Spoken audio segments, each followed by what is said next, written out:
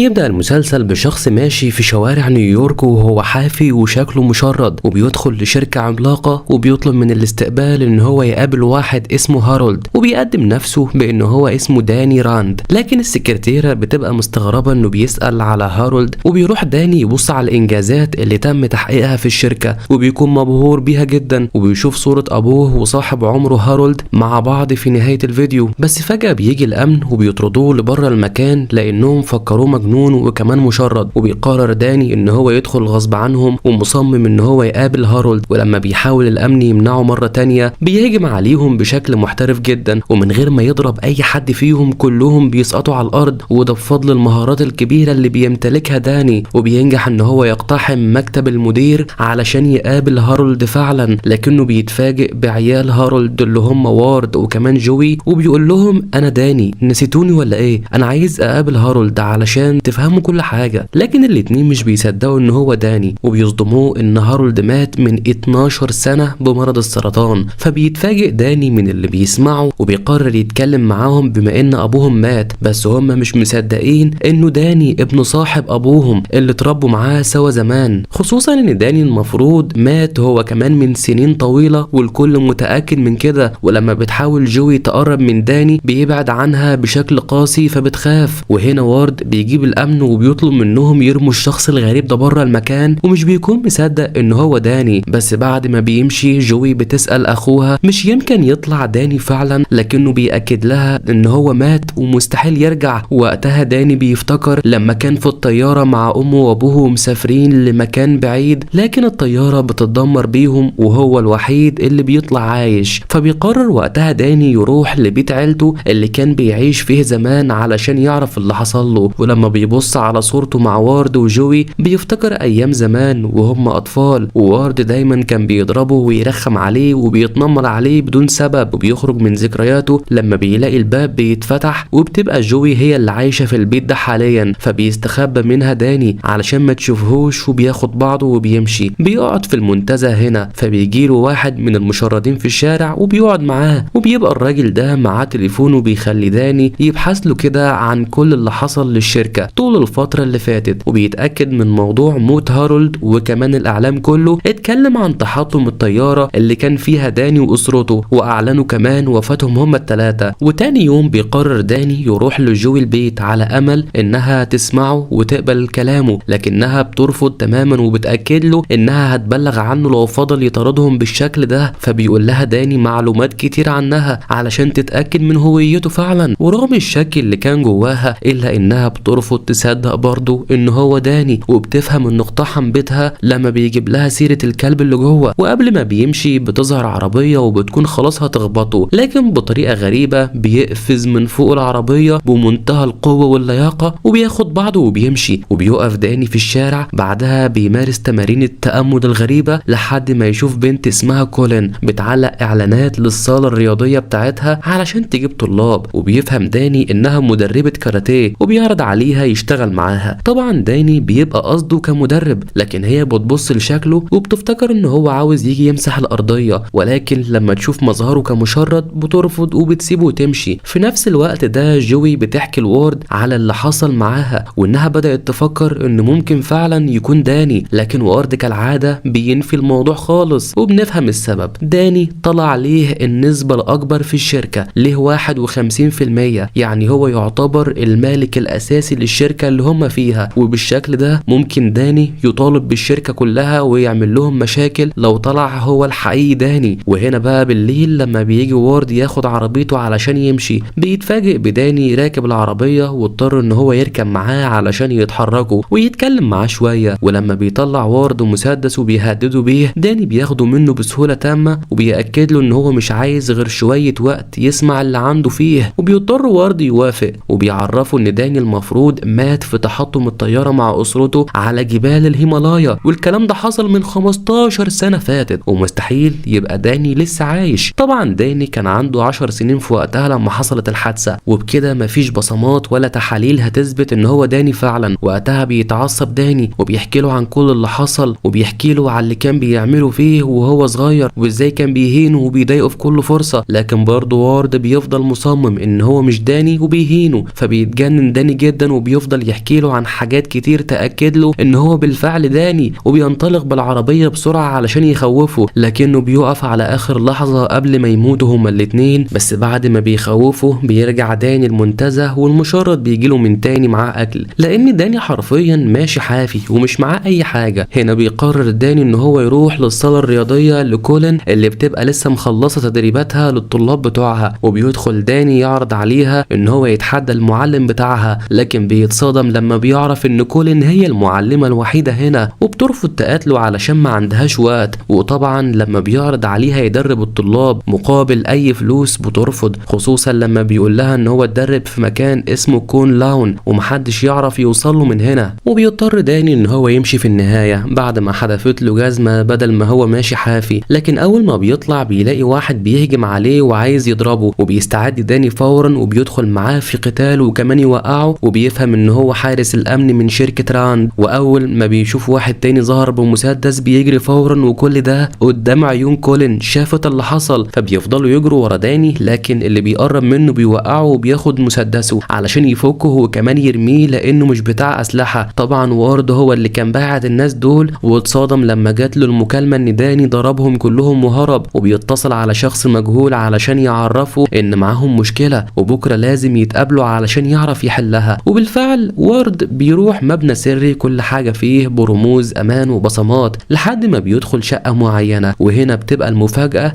ان هارولد ابوه لسه عايش، وكمان عرف بموضوع داني وكل اللي حصل من مكانه هنا، وبيبان ان الاتنين مش على وفاق، لان وارد اللي بيدير الشركة لكن هارولد هو اللي بيحركه وبيعرفه يعمل ايه وكمان ما يعملش ايه. وبيبقى وارد متضايق لان هارولد بيتكلم في امور خاصة قدام المساعد الشاب بتاعه، لكن بيأكد له ان هو عيل غلبان ومستحيل يعمل اي حاجة غير بأمره. وقتها هارولد بيقول له احنا لازم نعرف الحقيقة، واذا كان هو فعلا ولا واحد منتحل شخصيته، خصوصا ان الموضوع هيكون صعب جامد لو طلع ان هو فعلا داني راند الحقيقي. وطبعا هارولد بيبقى عنده اسئلة كتيرة لو طلع داني، اولهم كان فين ومين اللي علمه القتال بالشكل الغريب ده، وغير كده في اسئلة كتيرة. فهنا بيطلب من وارد يسيب له الموضوع وهو هيعرفه يعمل ايه بالظبط مع داني. وفي نفس الوقت داني بيلاقي المشرد صاحبه مات بسبب جرعة زيادة من الممنوعات، فبيقرر تاني يوم يروح الشركة من جديد ويحاول يتكلم مع جوي اللي بتتفاجئ ان هو دخل الشركة من غير ما حد يمنعه، وبيعرفها ان وارد حاول يقتله امبارح لكنه فلت من الرجالة اللي كان باعتهم، وبيأكد لها انه مش عايز غير ان هو يتكلم معاها مش اكتر. وبالفعل بتوافق جوي في الاخر علشان تخلص من زنه، وبيبدأ داني يشرح لها كل حاجة، لكن فجأة بيحس داني بالتعب وبيفهم انها حطت له منوم في المشروب اللي قدمته له، وبيتصدم لانه ما كانش متوقع منها كده، وبيسقط على الارض فاقد للوعي تحت انظار جوي اللي كلمت اخوها فورا وعرفته اللي بيحصل. وقتها بيفتكر داني لما فاق وهو طفل وشاف قدامه 2 من الراهبين هم اللي انقذوا حياته، وكمان امه اللي طارت حرفيا من الطيارة بعد ما السقف اتدمر، ومن بعدها موت ابوه كمان. اما هنا داني بيفوق وبيلاقي نفسه مربوط في المستشفى من كل حتة علشان ما يقدرش يهرب، وبيتصدم اكتر لما بيعرف انها مستشفى للامراض العقلية. ده كمان اللي قاعد قدامه ما طلعش دكتور، وواحد من المجانين بيحاول يقتله، لكن الدكاترة بيدخلوا على طول وينقذوا داني على اخر لحظة وبيجبروه ياخد علاج علشان يهديه ويقدروا يتواصلوا معاه. في الوقت ده جوي كانت حاسة بالذنب انها خدرت داني، وبتسأل اخوها ايه اللي هيحصل لو طلع داني في النهاية فعلا، لكن وارد بيفضل عند موقفه وبيعرفها انه حتى لو طلع داني واستنى 15 سنة علشان يظهر من جديد لازم يتعالج الاول ويتأكدوا من سلامته العقلية. بعدها الدكتور بيقعد مع داني وبيطلب منه يحكي له كل حاجة عن نفسه علشان يقدر يحدد له مرضه، فبيعرفه داني ان هو مش قادر يجمع طاقته الحيوية بسبب الادوية اللي بيجبروه ياخدها دي، وبيوافق الدكتور ان هو يفك الحاجات اللي رابطينها بيه علشان يرتاح شوية ويبدأ يتكلم. بيعرفه ان هو اسمه داني راند الطفل الغني اللي مات من 15 سنة، لكن في الحقيقة هو نجا من الحادثة. فبيسأله الدكتور عن اللي حصل بالظبط، وبيبدأ يعرفه داني ان الطيارة اتحطمت وهو الوحيد اللي نجا منها، فلقى نفسه وسط عاصفة ثلجية كبيرة وكان مصاب وحالته حرجة جدا، واتصدم لما قام يبص في الطيارة وشاف ان الطيارين ميتين وكمان ابوه ميت، لكن امه ما شافش جثتها لانها طارت من الطيارة قبل ما يحصل التحطم. فبيقول له انا وقتها حاولت ان انا افضل ماسك نفسي علشان ما اموتش من التلج اللي كان صعب جدا، فبسبب كده وقعت وما قدرتش ان انا اتحرك لحد ما ما شفت 2 من الراهبين واقفين قدامي من طائفة معينة. وبيأكد داني للدكتور انهم محاربين اقوياء جدا، لكن الدكتور بيفاجئه وبيعرفه ان معاه جواز سفر باسم جون، واكيد هو عاوز ينتحل شخصية داني راند. بس داني بينكر ان هو يعرف اي حاجة عن جواز السفر ده، وبيأكد له انه داني راند فعلا. في الوقت ده كولين كانت بتتدرب مع الطلاب بتوعها في الشارع على الهجوم المباغت، وبتضربهم كولين كلهم بسبب انهم فشلوا في اخفاء تواجدهم، وده بيخليهم عرضة للاعتداء. فبيقرر داني ان هو يتصل على كولين لانه ما يعرفش اي حد غيرها، وبيطلب منها تيجي تطلعه من المكان ده علشان في ناس عايزين يقتلوه. وبيأكد لها انها شافت اللي حصل قدام الصالة الرياضية ولازم تصدقه، لكن كولين ما بقتش عايزة تتورط في حاجة وبترفض انها تساعده حتى بعد ما عرفت المكان اللي هو موجود فيه. اما وورد فبيروح لابوه اللي بيبقى حاطط كاميرات في المستشفى، وبيراقب كل تحركات داني وكلامه مع الدكاترة علشان يفهم الموضوع، لكنه ما لقاش الدير ولا الرهبان اللي داني حكى عليهم للدكتور. ولحد دلوقتي الموضوع غامض بالنسبة لهم. بيعرفوا هارولد بالمكالمة اللي عملها داني، وبيطلب منه يروح يتكلم مع كولين ويعرف منها اللي حصل بنفسه لان الموضوع حساس. في الوقت ده داني كان بيتأمل لحد ما بيدخل عليه الدكتور، وبيعرفوا داني ان هو كذب في موضوع جواز السفر، وبيأكد له ان هو زوره علشان يقدر يسافر ويوصل لنيويورك، لكنه في الحقيقة داني راند فعلا. وبالليل وارد بيروح لكولين، ولما بيفهم انها ما تعرفش داني وكل الحكاية انه كان عايز شغله وهي رفضت، فبيعرفها انه هدده هو واخته ولازم ياخدوا معاه اجراءات علشان يمنعوه. علشان كده بيعرض عليها وارد توقع اوراق معينة بتثبت ان داني بيشكل تهديد فعلا يفضل في المستشفى ويتعالج احسن، وكمان الموضوع ده مقابل مبلغ مادي كويس. وبيسيبها تفكر وبيمشي على طول. اما الدكتور فبيقدر يجيب اعلان عمله داني مع اسرته زمان لما كان طفل، فبيتفاجئ ان داني بيحكي كل تفاصيل الاعلان بالظبط، حتى انه بيقول له انهم اخدوه معاهم السينما الاول علشان يوافق يعمله. ولما الدكتور مش بيصدقه بيتعصب داني وبيدمر المكتب كله. فبييجوا الممرضين وبياخدوه كمان يدوه حقنه علشان يهدى. فبيتصل الدكتور على جوي وبيسألها عن موضوع الاعلان، وبيتفاجئ انها بتقول نفس الكلام اللي قاله داني بالنص. حتى موضوع السينما بتأكده جوي انه حصل فعلا. وقتها الدكتور بدأ يحس ان الراجل اللي عنده هو بالفعل داني راند المفقود من 15 سنة فاتت. اما بالليل داني بيتفاجئ بهارولد قدامه وبيفكر ان هو بيحلم، وبيبقى هارولد عايز يتأكد بنفسه علشان كده جاله وبيسأله عن اغنية معينة كانوا بيغنوها سوا زمان، وبيتفاجئ ان داني عارفها، وبيتأكد خلاص ان هو ده داني راند ابن صاحبه اللي مات في الطيارة. وبيعرفوا داني ان هو بقى محارب في مكان اسمه كون لاون ومعاه القبضة الحديدية. كمان كون لاون دول العدو اللدود لمنظمة اسمها اليد، والمفروض ان هدف داني الوحيد في الحياة هو تدمير منظمة اليد نهائيا. وبيتصدم هارولد لما بيسمعه، وبيقول ان هو هيهتم بكل حاجة، وبيسيبه ينام علشان يتأكد انه كان حلم ومش حقيقة. وبيرجع للمساعد بتاعه وبيطلب منه يجمع كل المعلومات الممكنة عن القبضة الحديدية، وبيبقى خلاص اتأكد من هوية داني الحقيقية. لكنه بيتفاجئ ان في حد كتب على الشباك بتاعه جملة انت رحت فين. اما جوي فالموضوع بيبقى محير بالنسبة لها، عايزة تتأكد اذا كان ده داني ولا واحد مجنون. وبتفتكر جوي حاجة وبتقرر انها تبعت مجموعة من الحلويات المتلونة للمستشفى علشان داني ياخدها. في نفس الوقت وارد بيرجع لكولين ومعاه الاوراق اللي هو عاوزها تمضي عليها، ومعاه كمان شيك بمبلغ كبير جدا علشان تسد الديون اللي عليها اللي مليها حرفيا. اما داني فبيوصل له الطرد بتاع جوي وبيلاقي الحلويات وبيفهم اللي بتحاول تعمله، وفورا بيفضي الحلويات وبيبدأ يطلع لون معين منهم لا هو ولا جوي كانوا بياكلوه زمان. وهنا بيلاقي ان في زيارة جاياله وطلعت هي كولين، وبتعرفه اللي حصل من وارد والعرض اللي قال لها عليه، وبيأكد لها داني ان هو مظلوم ولازم يطلع من هنا بأي تمن. وكولين بتتعاطف معاه وبتحس ان هو فعلا مش بيكذب، بس بتعرفه انها مش عايزة تتورط في مشاكل وهترفض عرض وارد. فبيطلب منها طلب وبيخليها تاخد الحلويات وترجعها لجوي من جديد. واول ما جوي بتشوفها وبتلاقي ان اللون المعين مش موجود بتتأكد ان هو داني وبتتصدم. وبيوصل وارد وبيشوف كولين وبيفهم انها مش هتوافق على عرضه، بس لما بيعرف من جوي موضوع الحلويات ويقول لها اكيد ده مش دليل يعني ان هو داني. وفي المستشفى بيقعد الدكتور مع داني بعد ما صدق ان هو مش بيكذب، وبيفهم منه انه راح مكان اسمه كون لاون، بس مش اي حد يقدر يروحه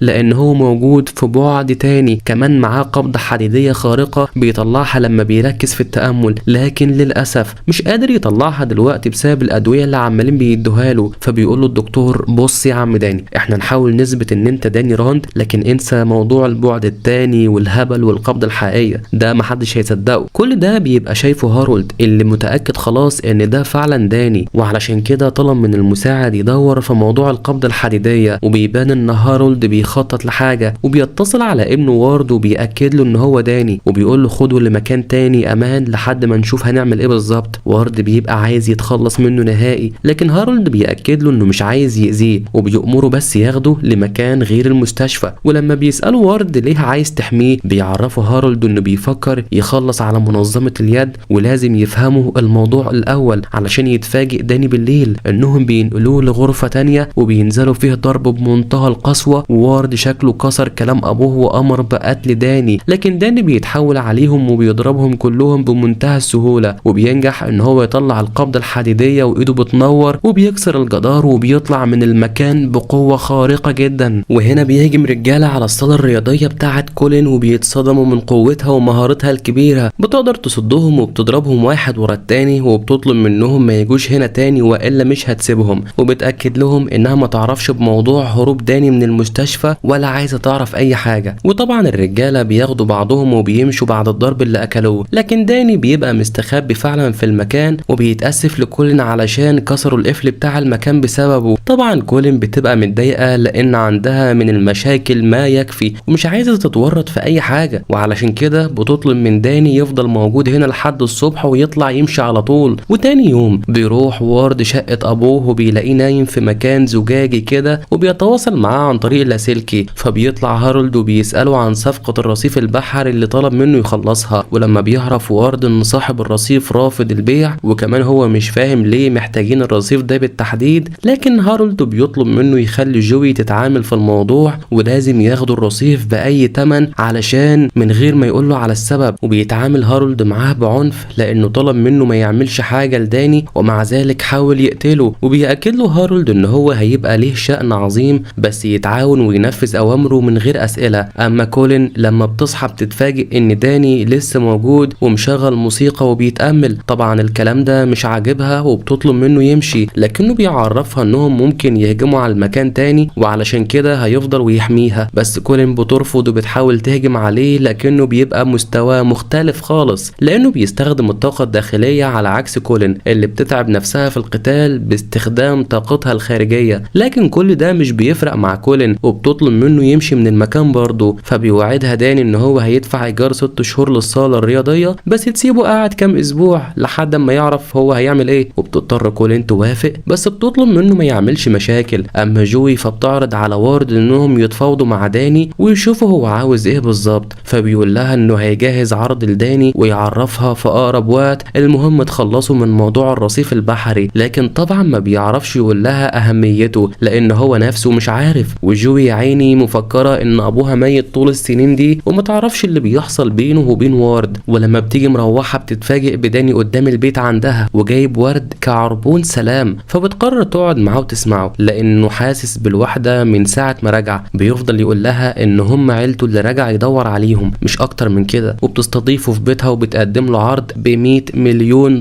مقابل ان هو يسيب الشركه ويبعد عنهم. فاتضايق منها داني وقال لها انا جاي علشان انتوا عيلتي مش علشان الفلوس، وبيرفض العرض وبيأكد لها ان الموضوع مالوش علاقه بالفلوس نهائي، وبياخد بعضه وبيمشي وهو زعلان منها. وفي الصاله الرياضيه كولين بتبقى متضايقه جدا لان واحد من متدربيها دخل في قتال، وده هي رافضاه تماما لانها مش بتحب استخدام الكاراتيه في العنف ضد اي حد، والمفروض ان هو للدفاع عن النفس بس مش اكتر. وبيروح داني لقبر ابوه وامه وبيسأل واحد هناك عن المسؤول عن تنظيف القبور والرسوم، وبيقدر يوصل لواحده اسمها موني، ودي كانت السكرتيره بتاعه ابوه زمان. وبيفضل يقول لها معلومات كتير وحاجات حصلت بينهم علشان تتاكد ان هو فعلا داني، وبتقرر تسمعه. وبيقعدوا سوا وبتقرر انها تعمل كل اللي تقدر عليه علشان تساعده وتثبت للعالم ان هو بالفعل داني. وبتاكد له كمان ان جوي ووارد بيتكلموا بلغه الفلوس علشان كده صعب يتفاهموا معاهم بغير القانون. وهنا بقى بالليل جوي ووارد بيروحوا يقابلوا صاحب الرصيف البحري علشان جوي تقنعه بالصفقه. في نفس الوقت ده هارولد كان بيتدرب في شقته، وفجأة وفجأة النور بيقطع وبيسمع صوت واحدة ست بتتكلم معاه وبتسأله ليه خرج من الشقة، ولما بيعرفها انه موضوع طارق بيحكي لها قصة داني وبتطلب منه يركع على الارض علشان يثبت انه ولاؤه لسه ليها. والست دي شكلها خطيرة جدا لان هارولد بيركع فعلا وبيسمع كلامها. اما داني فبيشوفوا الطلاب عند كولين وهم عمالين بيهزروا، فبيدخل يعرفهم ان الفنون القتالية ليها احترامها، ولما بيتريق عليه واحد من الطلاب بيديله ضربة واحدة يوقعه على الارض فورا. لكن كولين بتتضايق من اللي حصل وبتزعق معاه لانه ملوش انه يتدخل في اي حاجة، وبتأكد له انها بتوفر مكان امن للشباب بدل ما يروحوا يشربوا مخدرات والقرف الموجود في الشارع. اما جوي فبتاخد الراجل واخوه وبيروحوا لمستشفى معينة، وبيتضح ان جوي عرفت ان ابن اخو الراجل بتاع الرصيف البحري مريض وعايز نوع كلية معينة، علشان كده بتوريله واحد شاب ميت على الاجهزة واسرته وافقت يتبرعوا بالكلية بتاعته. طبعا الراجل بيفهم خلاص انها عايزاه يوافق على موضوع الرصيف البحري مقابل انقاذ ابن اخوه، وبالفعل الراجل بيوافق وسط ذهول من وارد اللي مش مصدق اللي اخته العبقرية دي عملته. وبيفضل داني يفتكر ذكرياته في الدير وقد ايه الموضوع كان قاسي عليه وهو طفل بسبب التدريبات الجنونية اللي كان بيعملها. تاني يوم بقى وارد بيبدأ يسأل اخته اذا كانت فكرت في يوم انها تسيب الشركة وتعيش في حياة هادية، لكنها بتأكد له ان الشركة دي كل اللي بيملكوه واكيد مش هتتخلى عنها لأي سبب. اما موني فبتقابل داني وبتعرفه انها ما لقتش ولا ورقة تثبت ان هو فعلا داني لانه كان صغير وقت اختفائه. فبيفتكر داني حاجة وبيروح على مستشفى معينة وبيسأل الراجل اللي بيشوفه عن اشعة عملها زمان لما ايده اتكسرت، وهنا كان عملها في المكان ده. وبالفعل الراجل بيشاور له على صندوق معين، ولما بيحاول داني يقرب من الصندوق الراجل بيهجم عليه وبيضربه وبيبدأ يرمي بنزين علشان يولع في كل حاجة. وبيفهم داني ان هو تبع وارد وبيفعل القبضة الحديدية وبيقوم يضرب الراجل ضربة واحدة بيوقعه على الارض. ولما بيحاول الراجل ان هو يهجم على داني تاني مرة بيتفادى الضربة وبينزل عليه بالضرب لحد ما المكان بيولع، فبيقوم واخد عاملة المكان وبيطلع بيها قبل ما الغرفة تنفجر وتموت، وبيتجه على طول لمطعم قاعد فيه وارد وجوي وبيعاتبه جامد لانه بيحاول يتخلص منه وبيدمر كل دليل عايز يوصل له. ولما بيتعصب داني على الاخر بيبقى هيهجم على داني، بتوقف له جوي وبتقول له احنا الاتنين اخوات ومش عايزين نشوف وشك تاني. داني بيتصدم من كلامها وبيقرر ان هو يمشي، بس بعدها بتحس انها كانت قاسية جدا عليه والمفروض انهم يحاولوا يحلوا الموضوع، خصوصا ان داني قال لها انه حلم بابوها هارولد. فبيفهم وارد ان ابوه زار داني لما كان في المستشفى، وبالليل بتروح كولين لمكان تحت الارض بيحصل فيه قتالات عنيفة جدا، ودي اول مرة كولين تعمل حاجة زي دي علشان بس محتاجة فلوس للصالة الرياضية بتاعتها، وبتدخل اول معركة ليها وكله مستقل بيها علشان بنته كده. لكن لما بتبدأ القتال كولين بتتحول وبتتفادى ضربات الخصم اللي قدامها بمنتهى السهولة والاستعراض، وبيحاول الراجل يستفزها لكنها بتهجم عليه وبمنتهى الشراسة بحركات بسيطة بتقدر انها تدمره، وبتكسب اول قتال ليها في عالم القتالات العنيف تحت الارض. وتاني يوم داني بياخد المحامية موني وبيروحوا يجتمعوا مع وارد واخته وباقي اعضاء مجلس الادارة. وارد بيقول له انا نزلت العرض خلاص من 100 مليون ل 20 مليون بعد اللي انت عملته، لكن موني بتصدمه وبتقول له احنا عايزين حصة داني كاملة في الشركة 51%، وبتطلع هدية كان داني بعتها لجوي زمان وعليها بصمة خفيفة ليه وهو صغير. وبيتصدم وارد انه بيقف في الموضوع وبيدخل مع داني في مشاكل قضائية، ولما بيجي داني يمشي بيلاقي وارد جات له مكالمة ومشى، فبيقرر يتتبعه لحد ما بيوصل للمبنى اللي فيه هارولد. ولما بيدخل وارد يعرف ابوه اللي حصل من داني بيبقى داني نجح في التسلق وواقف على الشباك علشان يعرف وارد جاي يقابل مين. وهنا وارد بيعرف من ابوه ان العصابة المتحكمة فيهم اذوه بسبب انه راح يزور داني، وبيأكد له كمان هارولد انه لازم يساعده بكل الطرق الممكنة علشان ما قداموش غيره. في الوقت ده داني كان خلاص هيقتحم المكان لكن وارد بيضربه ويوقعه من الشباك، فبيفوق داني بعد كده وهو في الشقة عند هارولد وقدامه وارد اللي متضايق بسبب انه كان ماشي وراه. لكن الصدمة الكبيرة بالنسبة لداني لما يشوف هارولد ويعرف ان هو لسه عايش. طبعا داني مش مصدق اللي بيحصل قدام عينيه وبيقول له ازاي انا متأكد انك ميت، بس خلاص بيفهم داني انه لما شاف هارولد في المستشفى كان حقيقي مش بيهلوس، فبيحضنه داني ويقول له انا ماليش غيرك دلوقتي بعد موت ابويا. وبيبدأ هارولد يشرح له ان جاله سرطان وكان خلاص هيموت ومفيش علاج، وفي وسط كل ده هارولد شاف ناس قدموا له العلاج مقابل ان هو يفضل خاضع ليهم، ومات هارولد بالفعل لمدة 3 ايام وبعدها رجع من تاني للحياة بسبب العصابة اللي بيتسموا عصابة اليد. اول ما داني بيسمع كلمة كلمة اليد بيفتكر تدريباته في كون لاون اللي كان بيعملها في سبيل ان هو لما يشوف العصابة دي يقدر ان هو يقضي عليهم. وبيأكد لهارولد ان القبضة الحديدية هي العدو اللدود للعصابة دي. وقتها بيفهم هارولد قوة الضربة اللي بيمتلكها داني، وبيعرفوا هارولد انهم منعوه كمان انه يعرف بنته جوي ان هو لسه عايش، علشان كده بيطلب منه يحفظ السر وما يعرفش جوي اي حاجة. فبيطلب هارولد من داني يحقق مصيره ويتصدى للعصابة بتاعة اليد دي، وبيقول له داني ما اقدرش اعمل اي حاجة وانا مشغول بالقضايا بسبب موضوع الشركة. هنا هارولد بيصدم ابنه وارد وبيقول له شيل كل القضايا اللي على داني وقدم له حقه بالكامل، خصوصا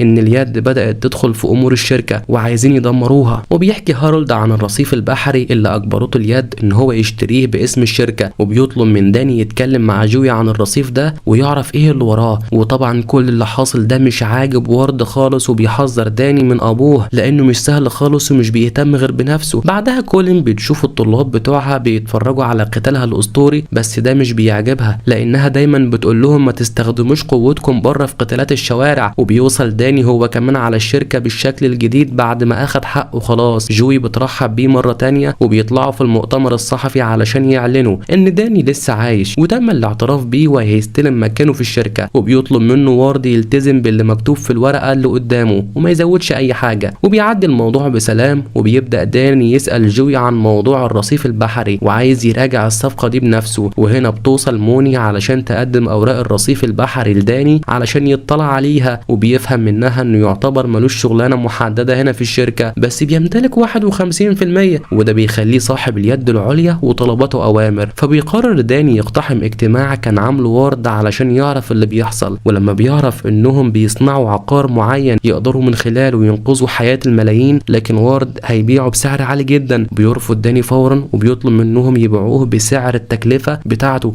مش اكتر من كده علشان ينقذوا الناس. كلهم بيتصدموا من قرار داني لكنه بيستخدم سلطته الجديدة وبيخليهم يوافقوا على الموضوع. وقتها جوي بتقرر تقعد معاه شوية علشان تلهيه عن الامور الخاصة بالشركة بدل ما يبوظ الدنيا. وبالليل المقاتلة الشرسة كولين بترجع لقتالات تحت الارض من جديد، وبتدخل قدام 2 من المقاتلين الجامدين جدا وبيبدأ قتال قوي جدا، وكولين عمالة تضرب فيهم يمين وشمال وبتكسر كل واحد فيهم دراعه. محدش قادر على قوة كولين الجبارة، وبتفضل تضرب فيهم بمنتهى القوة والغضب ولحد ما بتخلص القتال خالص. اما داني فكان قاعد مع جوي بيحاول يفهم منها سبب شراء الرصيف البحري، وبيأكد لها انه كان بيعاني طول ال15 سنة اللي فاتت من تدريب قاسي جدا واساليب قتال متعددة علشان يوصل لهدفه النهائي. وفجأة كده وداني بيحضر مشروب بيلاقي عدد كبير من الرجالة بيهجموا على المكان ويخطفوا جوي. داني بيستعد بسرعة ويطلع يقاتل الرجالة المسلحين دول بمنتهى القوة والمهارة، ومحدش فيهم كان ند حقيقي لداني، والكل اللي كانوا بيقربوا منه بيبقى مصيرهم الضرب. لكن بسبب عددهم الكبير بينجحوا انهم يخطفوا جوي وينزلوا في الاسانسير، بس داني بيلحقهم على اخر لحظة وبيستخدم القبضة علشان يتصدى لضربة قوية بالسكينة، وبيكمل ضرب وتقتيل فيهم لحد ما فعلا بينقذها. وبيتحرك فورا على صالة التدريب بتاعة كولين ويسألها عن الناس اللي هجموا عليهم دول، فبتأكد له انهم مجموعة اسمهم الرمال الذهبية، ناس خطيرة جدا. فبيقرر يسيب جوي عندها ويروح واحد من مطاعم المجموعة دول. وبالفعل لما بيدخل جوه بيشوف الرجالة اللي ضربهم، والزعيم بتاعهم مستغرب ازاي راجل واحد قدر عليهم كلهم. وبيعرف وقتها ان الزعيم كان عايز يخطف جوي لانهم خطفوا منه صفقة الرصيف البحري. فبيحذروا داني بمنتهى الحزم ان هو لو قرب من جوي مرة تانية مش هيحصل له حاجة كويسة في حياته، وبيأكد له ان اليد هم اللي اجبروا شركته على شراء الرصيف البحري. واول ما الراجل بيسمع الاسم بيخاف وبيتأسف له لانه ما كانش يعرف ان اليد موجودة في الموضوع. فبيحاول داني يعرف منه اي معلومات زيادة عن اليد لكن بيرفض. وفي الوقت ده اللي فيه هارولد بيتمرن بيلاقي رجالة اليد موجودين وجايين ياخدوه معاهم. اما داني فبيروح ياخد جوي وبيطلب منها ما تعرفش حد باللي حصل ده وهو اتصرف خلاص. وهنا هارولد بيروح يقابل سيدة اليد او الزعيمة بتاعتهم، بيلاقيها جابته لمكان قدام شقة جوي اللي لسه عمالة بتلم جراحها. فبيتضايق هارولد جدا ان في حد حاول يأذي بنته وبيطلب خدمة من زعيمة اليد علشان بالليل يتصدم جماعة الزعيم اللي ضربوا جوي لما بيهجم عليهم هارولد وبيسأل مين اللي ضرب جوي. فاول واحد بيتقدم بينزل عليه السيف يخلص عليه في الحال علشان يحرم يعمل كده تاني. وتاني يوم بيفضل داني يتدرب لحد ما يلاقي علبة قدام الشقة جاله فيها جواب من الزعيم اللي رجالته انضربت امبارح، وسايب له ورقة عليها علامة استفهام وبيأكد له ان هو ده السر اللي اللي بيدور وراه. في اليوم اللي بعده بنشوف اتباع جماعة اليد بيلفوا على المستثمرين علشان يعرضوا المخدر الجديد اللي قلب السوق ده. في نفس الوقت اللي بيعرف داني تفاصيل المخدر بعد ما بيحلله وبيفهم ان هو خطير جدا، وبعد بحث بيكتشف ان المخدر بيتم شحنه عن طريق الرصيف البحري اللي الشركة اشترته، وبيروح يعرف وارد ويحكي له اللي حصل. لكن وارد مش بيكون مهتم قوي بالموضوع وبيقول له لو عايز تقضي على اليد فاتكلم مع ابويا، انا عندي شغل. وبتبقى جوي متضايقه لان بسبب المصانع بتاعتهم ناس كتير اتضررت وجالها سرطان، ومع ذلك بسبب ذكائها الشديد بتقدر تطلع الشركه من اي مسؤوليه قانونيه، وده بيخليها تسال وارد اذا كانوا فعلا بيعملوا الحاجه الصح ولا لا. ولما بينزل داني من الشركه بيبقى خد ورقه عليها ميعاد الصفقه اللي جايه للرصيف البحري، لكن هنري بيشوف واحده جايه تتكلم معاه بعد ما عرفت ان هو رخص العقار اللي بيعالج الناس وشكله شخص كويس، وبتديله الست صوره لطفلها وبتعرفه ان هو اتصاب بالسرطان بسبب مصنع الشركه بتاعته اللي بيدمر المنطقه تماما. وبيأكد لها داني انه ما يعرفش حاجه عن الموضوع ده، وبيوعدها انه هيعمل كل اللي يقدر عليه علشان يعالج الموضوع. وبيبقى محامي الناس دي بيصوره وهو بيتكلم مع الست علشان ينشرها في كل وسائل الاعلام، ويعتبر اعتراف من داني ان مصنعه فيه مشكله. في الوقت ده كلير كانت بتتدرب مع كولين، وبيلاقوا داني داخل عليهم وبيبقى طالب اكل وعاوز يقعد مع كولين شويه، فبترخم كلير وبتقرر تقعد تاكل معاهم. والفيديو بتاع داني بيتبعت لوارد كتحذير انهم هينشروه لو ما عملش معاهم تسويه، لان الفيديو بيدين شركتهم انها فعلا السبب في موضوع السرطان ده. بس وارد مش بيكون عايز يعمل تسويه ولا حاجه، وبتاكد له جوي ان قضايا زي دي بتاخد سنين في المحاكمه اصلا وممكن ما تخلصش. وبيدردش داني شويه مع كلير وبيحكي لها ان هو في ال15 سنه اللي فاتوا ما كانش مركز على حاجه غير تدريباته علشان يكون اقوى وبس. ولما بتساله عن سبب تاخيره في الرجوع طول السنين اللي فاتت بيعرفها ان البوابه بتاعه كون لاون بتفتح كل 15 سنه بس، علشان كده كان لازم يستنى. ولما بتمشي كلير بيحكي داني لكولين ان في مجرمين بيحاولوا يدمروا الشركه وبيدخلوا مخدرات خطيره جدا للمدينه من خلالها. طبعا مش هينفع يبلغ الشرطه والا هيحط الشركه دي في مشكله. وبيعرفها ان في شحنه هتوصل قريب النهارده وبيطلب منها تيجي بس معاه تامنه لحد ما يفهم ايه اللي بيحصل. كولين بتتفاجئ وبتفكره بيهزر وطبعا بترفض، لكن داني بيفضل يلح عليها علشان تساعده وينقذوا الناس من الموت، لان لو المخدر ده انتشر في المدينه مش هيتبقى طلاب تدربهم اساسا. فبتتحجج ان عندها دروس لازم تعملها النهارده علشان تدفع الايجار. فبيصدمها داني انه اشترى المبنى بتاعها اصلا وهو اللي يعتبر مأجر لها دلوقتي. وقتها بتوافق كولين انها تروح معاه في المغامره. اما وارد فبيقف وسط الاجتماع وبيأكد لهم ان التسويه مع الناس اللي رافعين عليهم قضيه دي هتبقى حاجه خطر ومش في مصلحه الشركه. لكن واحد من الاداره بيبقى معترض لان سمعه الشركه هتبقى في الارض لو الفيديو ده انتشر. ولما بتلاحظ جوي ان الكل معترض على قرارات وارد بتقف جنبه وبتدعمه بشكل كامل، وبتأكد لهم انه كان الرجل الاول للشركه في السنين اللي فاتت وما ينفعش يشككوا في قراراته دلوقتي. اما كولين وداني فبيجهزوا هما الاتنين وبتستعرض كولين مهاراتها القتاليه قدامه. وطبعا بعد قرارات وورد الفيديو بينتشر على نطاق كبير جدا والدنيا بتتقلب على الشركه، وفعلا وورد بقى مضغوط. وبالليل بيتحرك داني وكولين للرصيف البحري علشان يشوفوا الصفقه اللي بتتم. وبالفعل مش بيعدي وقت كتير لحد ما توصل الشحنه تحت انظار داني وكولين، وبيلاحظوا ان كل الرجاله اللي حوالين الشحنه مسلحين. فبينزل داني بنفسه علشان يبص على الشحنه ويعرف ايه اللي فيها، لكن اتنين من العمال بييجوا يقفلوا العربيه وداني بيبقى لسه فيها. وبتتحرك العربيه كمان وكولين بتبقى واقفه مش عارفه تتصرف ازاي، فبتقرر تنزل تضرب الراجل اللي قدامها وتاخد عربيته علشان تطلع ورا داني فورا. داني اللي في الوقت ده بيكتشف وجود شخص تاني في العربيه وبيبقى هو ده الكيميائي اللي صنع المخدر. بس الحارس اللي معاه بيشوف داني وطبعا بيهجم عليه في الحال وبيضرب النار. كولين بتسمع ضرب النار وبتتصدم وبتقرر انها تقرب من العربيه اكتر قبل ما داني يتأذى. بس طبعا في الوقت ده داني كان نازل ضرب في الرجاله بمنتهى القوه والشراسه وبيتفادى هجماته القويه. الاتنين بيفضلوا يضربوا في بعض بشراسه تحت انظار الكيميائي. ووقتها داني خلاص قرر ان كفايه كده وبيبدا يوجه مجموعه ضربات قويه وعنيفه للراجل علشان يتخلص منه. ولكن للاسف ان السكينه اللي في ايد الراجل بتيجي في صدر الكيميائي وبيكون هيموت. فبيتعصب داني وبيضرب الراجل ضربه قويه توقعه على الارض خلاص. واول ما بيفتح باب العربيه بيلاقي كولين فبينط هو والكيميائي عليها فورا علشان ينقذها. وبتفرح كولين جدا ان داني داني ما حصلوش حاجه. وقتها الكيميائي بيأكد لهم انه مطلوب في عده دول ولو شافوه هيخلصوا عليه فورا، علشان كده مش هينفع يروحوا مستشفى. فبتقرر وقتها كولين تاخده على الممرضه كلير. اما جوي فبتتصدم ان اخوها تعاطى مخدرات بسبب الضغط اللي كان عليه ومش في وعيه، لكن برغم كده بيشكرها لانها دعمته قدام مجلس الاداره حتى وهي مش موافقه على قراراته. اما داني فبيوصل لكلير هو وكولين وبتبدا فورا تعالج الكيميائي اللي نزف كتير جدا، وبالفعل بتنجح انها توقف النزيف، لكن حاله الراجل بتبقى صعبه جدا. فبيعرفهم الكيميائي ان اليد خاطفين بنته وحابسينها علشان يستغلوه. واول ما كلير بتسمع اسم اليد بتخاف وتتصدم لانها كده هتدخل في مشاكل كبيره. وبتعرف داني انه كده بيعلن الحرب على اليد، وبتحكي لهم انهم ذبحوا زميلتها في المستشفى قبل كده ومحدش قدر يعمل حاجه. وبيحكي الكيميائي انه ابتكر تركيبه المخدر الجديده وجايبينه علشان يصنع لهم اكبر كم ممكن، وطبعا ده تحت التهديد وخطف بنته. فبيوعدها داني ان هو هيلاقي البنت وينقذها قبل ما يعملوا فيها اي حاجه. بس كلير مش بتكون مقتنعه ان داني بيقدر يحل كل المشاكل دي، لان لازم واحد بمواصفات وقدرات خاصه. طبعا هي لسه ما تعرفش داني ولا تعرف هو يقدر يعمل ايه بالتحديد. فبيأكد لها داني انه كان بيتدرب حياته كلها علشان بس اللحظه دي، وهو الوحيد في العالم اللي يقدر يهزم عصابه اليد الشريره. كلير ساعتها بتقول له انا ليه كل الرجاله اللي اعرفهم عندهم مشاكل كده. طبعا قصدها على دير ديفل، اللي بالمناسبه لو ما شفتوش الموسم الاول بتاعه تقدر تتفرج عليه هنا على القناه برضو بعد ما تخلص الفيديو ده. المهم كولين بتقرر تفضل مع داني للنهايه لحد ما ينجحوا في التخلص من اليد. في الوقت ده زعيمه اليد السيده جاو بتطلب من الراجل بتاعها يركع بعد ما فشل ان هو يجيب الكيميائي بسلام، وبتطلع الخنجر من العكاز معاها وعلى طول بتنهي حياته بطريقه مرعبه. وبتبدا تبعت رساله لكل اتباعها في كل مكان انهم يجهزوا للمهمه الكبيره. وبنلاحظ ان كل واحد من اتباعها بيتميز بالعنف والذكاء الشديد، لدرجه ان واحد منهم كان قاتل مجموعه من الناس وعمال يغني حواليهم وهو بيستمتع. وبيفضل الفيديو بتاع داني مشاهداته تزيد ومعاها بيزيد الضغط على وورد لحد ما بتدخل جوي على وورد وبتعرفه انها عينه مجلس لحل الازمه اللي هم فيها وتولت كل حاجه. المهم انه يستعد للاجتماع النهارده لان ما ينفعش اللي حصل امبارح يتكرر تاني، ويقعد يسكر ويسيبها هي اللي تشيل الدنيا كلها. فبيعتذر لها وورد ويوعدها ان الموضوع ده مش هيتكرر. وبيروح بعدها لداني علشان يطلب منه يتحمل المسؤوليه شويه لانهم في مشاكل بسبب الفيديو بتاعه. ولما بيطلب منه يحضر اجتماع النهارده بيرفض ويعرفه ان ابن الست اللي في الفيديو بيموت وكان لازم يعملها بالطريقه دي، وبيأكد له انه رايح مشوار مهم النهارده ومش هيقدر يحضر الاجتماع. فبيقرر وورد يروح معاه علشان يخلصوا المشوار بسرعه ويرجعوا. وبالفعل بيروحوا لمكان معين، وبيبقى وورد مش مرتاح للي بيعمله داني لحد ما يدخلوا هما الاتنين للمكان وبيفتحوا الشاحنه الموجوده. وهنا كانت الصدمه لما بيشوفوا رقبه الراجل اللي قتلته جاو متعلق جوه الشاحنه. وبيفهم داني انهم قتلوه لانه فشل في ايقافه والاحتفاظ بالكيميائي. وبيلاقي على راس الراجل دعوه لداني وبيقرر ان هو يروح فعلا رغم اعتراض وورد. بس الاول بيروح يطمن على الكيميائي اللي حالته بقت صعبه وهو بيحاول يدور على بنته ويرجعها. وكمان بيوري كولين الدعوه اللي جات له وبيأكد لها انه عباره عن قتال كبير جدا بتنظمه اليد،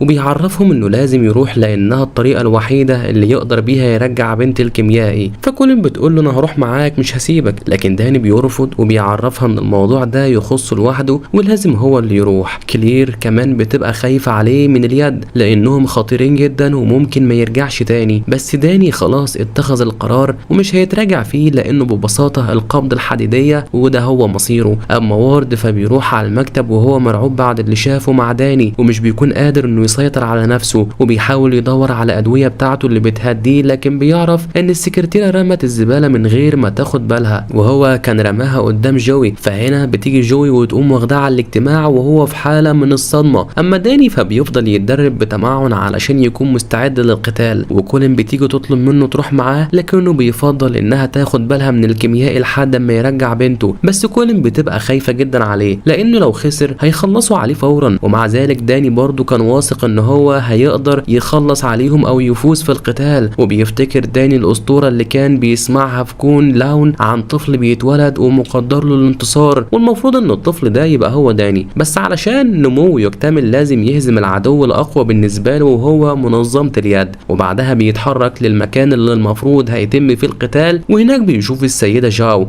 اللي بترحب بيه وبتعرفه ان هو لو خسر وفضل عايش لازم يبعد عن اعمالها، لكن لو كسب هما اللي هيبعدوا عن شركته. وبيعملوا الطقوس مع بعض، وبعدها بيبدأ اول قتال لداني ضد 2 من اشرس المقاتلين. فبيتريقوا من داني في الاول لانهم معرفوش غير انه الطفل المدلل اللي تاه زمان ورجع دلوقتي ياخد ثروة عيلته. وبيبدأ القتال، وبسبب انسجام الاتنين دول مع بعض بيقدروا انهم يوقعوا داني في الارض، لكنه بسرعة بيلم الدنيا وبيقوم من تاني يضرب في الاتنين بمنتهى القوة والجمدان. وبيبقوا متأكدين ان هو مستحيل يبقى القبضة الحديدية، لان لو هو فعلا كان زمانه حارس على بوابة كون لاون ما يتحركش من عندها ابدا طبقا يعني لعاداتهم. المهم بيكملوا قتال معاه وبيحاولوا بكل الطرق انهم يتخلصوا منه، لكن داني بيفضل يفتكر كل تدريباته وكلام معلمه، وبيقاوم كمان ضرباتهم ويوجه ضربات اقوى منها بكتير، وبينجحوا انهم يجرحوا داني، لكنه في النهاية بيوقع الاتنين على الارض وبيطلب منهم يستسلموا. ووقتها السيدة جاو بتعلن انتصار داني في اول مبارياته. اما كلير فقررت تاخد الكيميائي للمستشفى اللي بتشتغل فيها لانه خلاص بيموت، وبتطلب من واحدة صاحبتها ما تسجلش بياناته وهتبقى تفهمها بعدين. وبنرجع تاني لداني اللي في المواجهة التانية بيلاقي قدامه بنت مش بيكون حابب ان هو يقتلها، لكن بتغفله وبتديه كام ابرة في رقبته وبيدوخوه، وبيعرف انه سم نادر جدا هيخليه مسترخي ما يقدرش يكمل قتال. وفعلا كل ما داني يحاول يهجم عليها بيفشل، وخلاص ما بقاش قادر يقف على رجله بسبب مفعول السم. فبيحاول داني يعمل تدريبات التأمل علشان يتخلص من السم، لكن البنت مش مديها فرصة وبتهجم عليه، وكل ما يحاول يقرب منها تضربه تاني بالإبر لحد اما بيتخيل المعلم قدامه وبيفكره باللي مر بيه لحد دلوقتي، وان هو لازم يخلص اللي بدأه قبل ما البنت تخلص عليه. بيستخدم كل قوته علشان يمنعها، وبيستعيد قوته من تاني وبيعمل تدريبات التأمل وبيديها ضربة واحدة تخلص عليها علشان تظهر قدامه جاو من جديد، وبتعرفه ان هو انتهى من المواجهة التانية ولسه فاضل غيرها. فبيأكد لها داني انه هيفضل هنا لحد ما يمشي ومعاه بنت الكيميائي مهما عدى الوقت. وفي نفس الوقت الراجل بيشرح لجوي هيعملوا ايه علشان يطلعوا الشركة من الأزمة. بيبقى وارد في عالم تاني وعمال يتخيل شكل الراس اللي شافها وبيتصدم وبيقرر يمشي احسن ما يبوظ الدنيا اكتر. جوي بتطلع وراه وبتحاول تفهم اللي حصل، لكنه بياخد الاسانسير وينزل وهو بيتصل على الديلر بتاعه علشان يجهز له المخدر لانه ما بقاش قادر. ولما بيرفض الديلر بيقرر وارد يكسر دراعه بنفسه علشان يدخل صيدلية ويطلب منها تديله اي عقار مسكن، لكن الست بتلاحظ شكله والحالة اللي هو فيها وبتقول على طول ان هو مدمن. وهنا بتدخل جوي اللي طلعت وراه وبتشوفه في الحالة الصعبة دي وبتاخده وتطلع. اما كلير فبتتصدم لما بتعرف ان العصابة وصلت وعايزين ياخدوا الكيميائي، وعلى طول بتتحرك هي وكولين اللي بتضرب الراجل بسرعة واللياقة جامدة وبينزلوا علشان يلحقوا الكيميائي، لكنه بيبقى اختفى. في نفس الوقت داني بيدخل قتال التالت وبيبقى زهق ان كل واحد بيستقل بيه ومش مصدق ان هو القبضة الحديدية، وبيبقى الراجل ده المجنون اللي كان بيسمع اغاني بعد ما خلص على اعدائه. وبيبدأ بينهم قتال مميت، وداني بيهجم بشراسة ومتعصب على الاخر، والراجل بيحاول معاه بكل الطرق وبيبقى صاحب مهارات وقوة كبيرة، وبيفضلوا يتقاتلوا مع بعض لحد اما خلاص هيخلص عليه. وهنا بتظهر السيدة جاو ومعاها بنت الكيميائي وبتأكد له ان هو لو خلص عليه هتموت البنت، لكن لو قرر يسيبه هتخلي البنت تمشي معاه. وقتها داني بيشوف المعلم بتاعه وهو بيأمره يخلص على الراجل ده لان ده اللي المفروض يحصل، لكن داني بيقرر ينسحب مقابل حياة البنت ومش مهم حاجة تانية. فبتفهم السيدة جاو انه مش جاي هنا علشان يدمرهم، لا ده في حاجة تانية، وبتأكد له انها كانت في كون لاون في يوم من الايام، وبتديله كذا امارة علشان يصدقها، ومش بتكون فاهمة هو ليه ساب ارض المقاتلين دي وقرر يرجع المدينة من تاني. واول ما بتتكلم عن ابو داني بيتضايق وبيقرب منها، لكن جاو الخطيرة بلمسة واحدة بس بتطيره بعيد وبتختفي. فبيظهر المعلم بتاع داني وبيلومه ان هو ما قتلش الراجل، لكن داني بيبقى شايف ان هو عمل الصح لما انقذ البنت، علشان اللي لسه جاي هيكون اخطر بكتير. استنوا بقى الجزء التاني وبس كده.